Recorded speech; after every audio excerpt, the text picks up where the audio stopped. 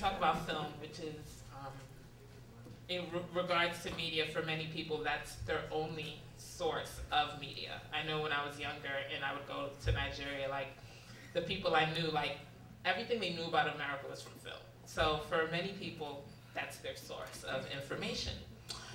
So we're going to talk about Nollywood, and I'm sure a lot of you are very familiar with Nollywood.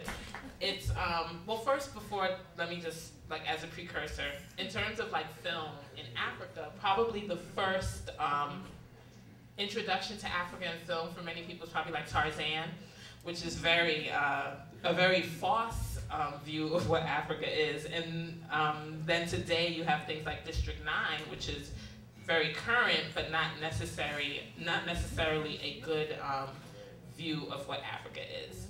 And so now with Nollywood, which is like the third largest film industry after Hollywood and Bollywood, is controlled by Nigerians and consumed predominantly by Nigerians and people in the Caribbean. So it's huge.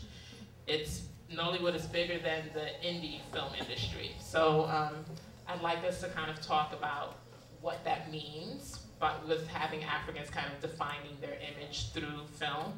And we'll start with Rebecca, because that's kind of her area. Yeah, film is kind of my area.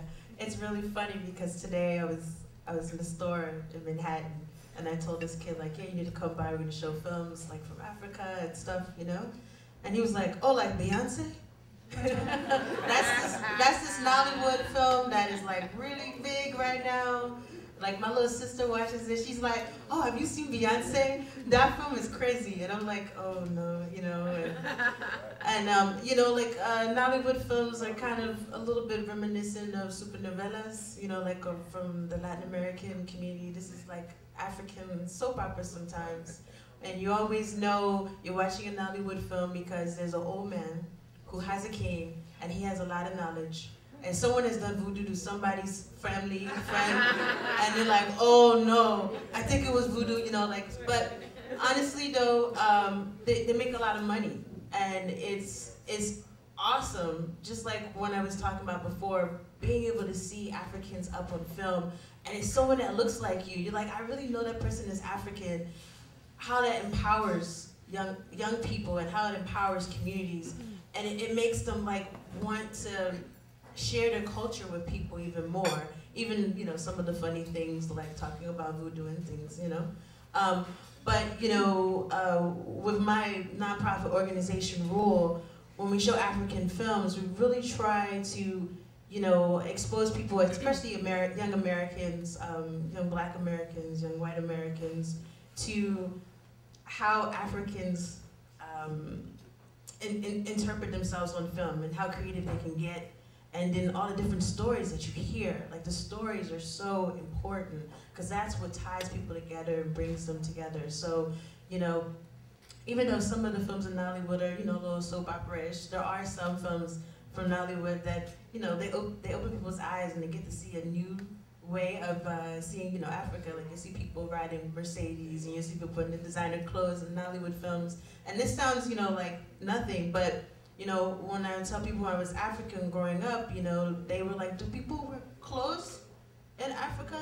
You know, do you walk everywhere in their cars? And if you see a Nollywood film, then you know we do wear clothes and we do have cars. So, you know, that's something that people can get from those films.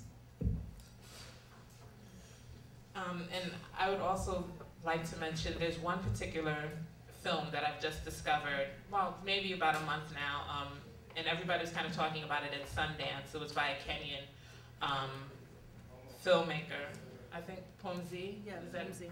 Right, and what's really interesting is because it's not traditionally, it's a sci-fi movie, and it's animated. So it's really great being able to see like the versatility and seeing somebody kind of getting recognition, because you often, because Nollywood is so huge, it tends to be like, oh, that's what everything's gonna look like, but there's so much diversity in what is being made by African filmmakers, and that is one really good example.